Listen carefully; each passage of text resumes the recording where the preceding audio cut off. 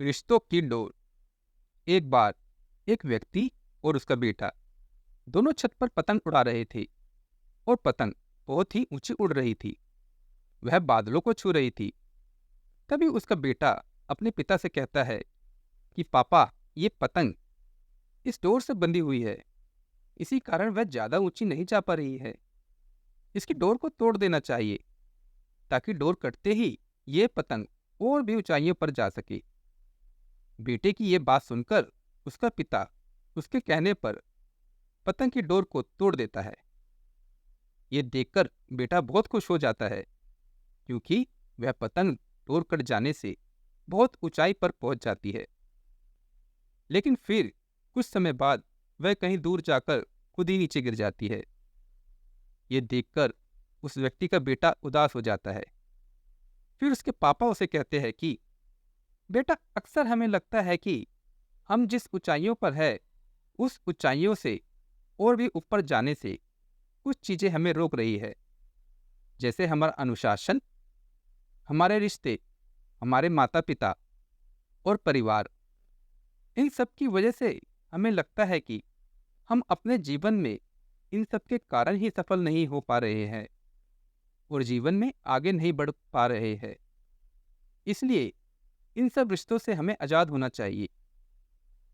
बेटा, पतंग अपनी डोर से बंधे हुए रहती है और उस डोर की मदद से वह कई ऊंचाइयों को छू लेती है। उसी तरह हम भी अपने परिवार और रिश्तेदारों से बंधे हुए हैं। यदि हम इस धागे से जुड़े हुए रहेंगे तो कई ऊंचाइयों को छू लेंगे। लेकिन यदि हम इस धागे को तोड़ देंगे तो ठीक इसी पतंग की तरह कुछ समय तक ही हम सफलता से उड़ पाएंगे और अंत में हम नीचे गिरकर ही रहेंगे। जैसे ये पतंग जब तक ही नई ऊंचाइयों को हासिल करेगी, जब तक ये अपनी डोर से बंधी है। लेकिन जैसे ही डोर कटी, जल्दी पतंग नीचे जरूर गिर जाएगी।